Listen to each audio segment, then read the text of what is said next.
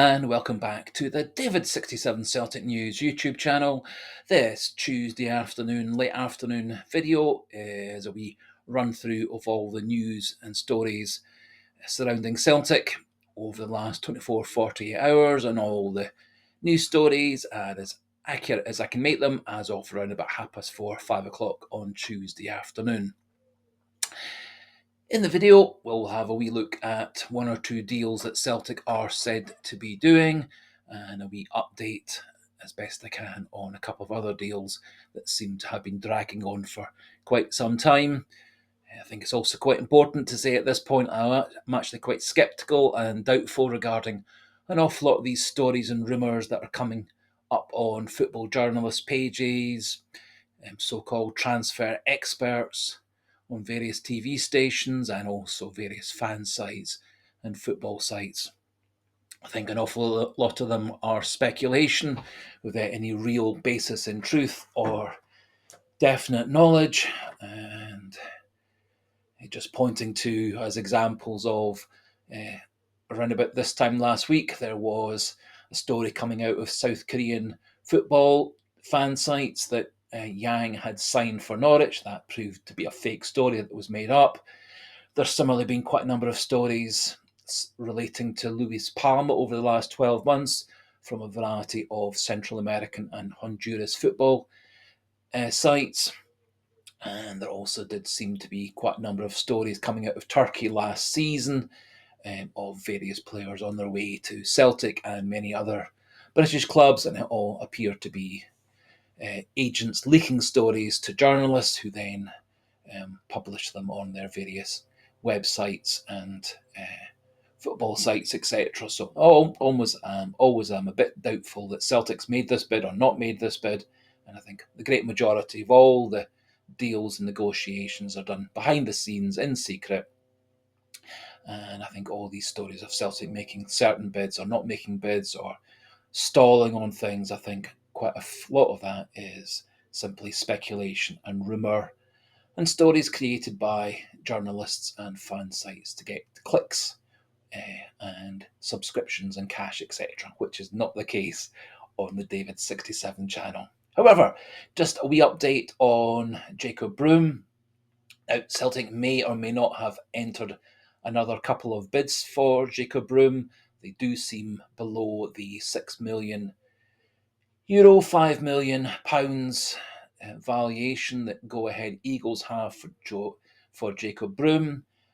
There was a story leaked by Dutch press, which appeared to be a conversation between two different clubs, their sporting directors, about negotiating for players to get transferred from Go Ahead Eagles to FC Twente. Again, I think that's probably a story that's just been planted by one or other of the clubs or the agent of Jakob Breum, and certainly there are stories saying that Jakob Breum is very keen to come to Celtic and to make the transfer, and that may well be the case. I do see in the end Celtic upping their bid into the region of the £5 million that Go Ahead Eagles are wanting, maybe some form of basic down payment and then a series of clauses and performance related clauses to bring it up to 5 or 6 million.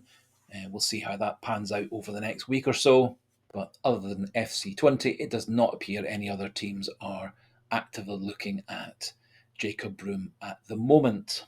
One player that Celtic are said to be deep in negotiations for is a young 19-year-old central defender from Manchester City, player called Jahmai Simpson-Pusey, under 21 player for Manchester City. He has played 6 games for Manchester City's first team, but primarily has played for the Manchester City under 18 and under 19 teams and the under 21 side, and he was the captain of a successful Champions League winning team for Manchester City under 18, under 19s, and he was player of the season last season in the Premier League under 21 league. And then that apparently is very unusual for a defender to do, to be the player of the season in the Premier League under-21 competition. A bit more detail regarding him, as I say, he's 19 years old, 6'2". He is currently valued at around about £4.3 million. Not fully clear exactly when his contract with Manchester City runs out, as it does get a wee bit complicated with players around about the age of 18, 19. He's got 3 under-18 caps for England. As I mentioned, he has played a total of 6 first-team games for Manchester City with no goals, no assists, and 1 yellow card. All his other games have been at under-18, under-19, under-21 level for Manchester City, and in those games, 83 games, 3 goals, 2 assists, and 11 yellow cards. At this point, there's no real other ratings for him, as he has played so relatively few first team games. However, I've watched a couple of wee short videos of Jahmai Simpson-Pusey, and he does look actually a quite impressive, strong central defender. Probably will, over the next year or two, bulk up a wee bit more. Good pace in defence, good ability to tackle and block in his own box. And what was most impressive for him was he does appear to be a very, very good passer, great vision, very comfortable bringing the ball out of defence, very comfortable dealing in tight situations in the box, the ball at his feet. And as I say, great vision for launching long balls cross field to the wide players or over the top for the strikers to run onto.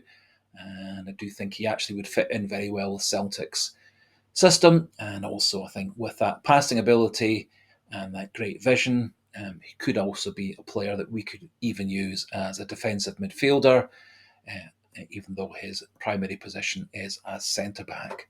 Haven't as yet done any full scouting videos with highlights and clips as yet, as it does appear at this point the deal is relatively early in negotiations. One slight snag with it, it does appear to be a loan deal only, with no expectation or obligation or clause to buy Simpson-Pusey at the end of the loan spell, and for that reason, not massively keen on it.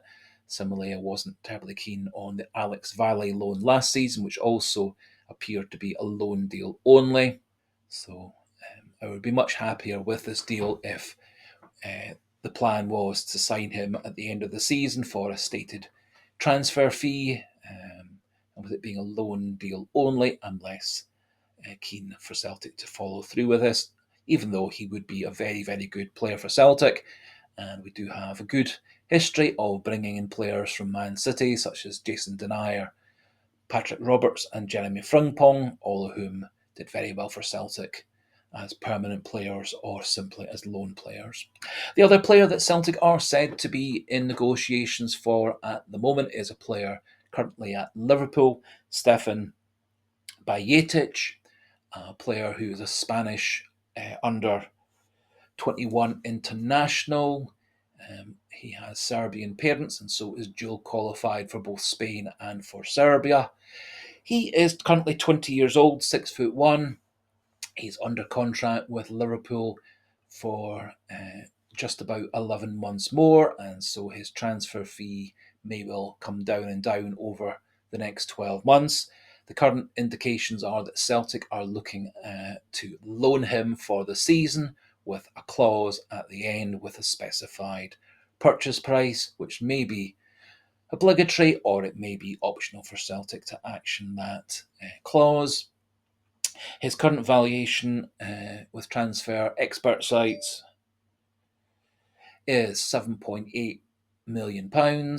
His contract at Liverpool is said to be £29,000 a week, which for a 20-year-old player with only under 21 and under 18 international experience does seem a wee bit on the high side, but Liverpool, like many English Premier League sides, pay players an absolute fortune. You may remember in Brendan Rodgers' first season, we loaned Nat Phillips who was a complete and utter total disaster for Celtic for the 5 months of his loan deal. He was reportedly on something in the region of 60 to 70,000 pounds a week, which made him significantly and by far the highest paid player at Celtic during that loan deal we had with him, which thankfully was cut short at January, and he was sent back to Liverpool. Moving back to Stefan Bajcetic, he is primarily a defensive midfielder, does play centre-back, does play conventional centre midfield, and has occasionally played right-back, but around about 60% of his career has been as a defensive midfielder, around about 20% as a centre back, 15% as a central midfielder, and a few percent as a right back. He spent half the season last year on loan in Austria with Red Bull Salzburg, and the other half of the season in La Liga with Las Palmas. And his season rating at Las Palmas was 6.72, which is really pretty good. Although would ideally want that to be over the 7 mark. His career at Liverpool has had relatively few first-team games. So far, he's played 22 first-team games for Liverpool with 1 goal, no assists, and 5 yellow cards. He's got under-18, under-19 experience at Liverpool, 36 games, 3 goals, 3 assists, and 4 yellow cards. And last season, as I said, on loan at Red Bull Salzburg, 19 games with 4 yellow cards, no goals, no assists, and other part of the season last year at Las Palmas, 14 games, 1 goal, no assists, and 4 yellow cards. And just finally, with regards to Bajcetic, 1 or 2 ratings relating to his position. His goal conversion rate is 20%. His passing accuracy at 73%, with 63% accuracy in opponents' half, and long ball rating, not too bad at 39%. He's got very good to very good ratings for all the defensive midfield type aspects, things like interceptions, tackles, clearances and blocks, etc. So it does appear that he is a good quality defensive midfielder. And he does actually have above 50-50 winning of the ball in the air and on the ground, winning duels, and anything over 50% is good. He certainly does achieve that in La Liga and on his loan spells last season. Does lose possession a wee bit on the high side, 11.1 times per game, and 1.5 fouls per game on average as well. Which does suggest that he does get himself involved in breaking things up and blocking off players and tackles, etc. in midfield. And certainly, having had a wee look at his couple of highlight videos for Bajcetic, and also having watched him a few times playing for Liverpool over the last couple of seasons, he is a good player, does get involved in breaking things up in midfield, pretty good ability to pass the ball out of defence and out of midfield, does track back to help the back four, and does get himself forward, but doesn't tend to get himself forward in the final third quite so much. And his basic passing is good, and good vision for the longer pass or switching play from one side to the other.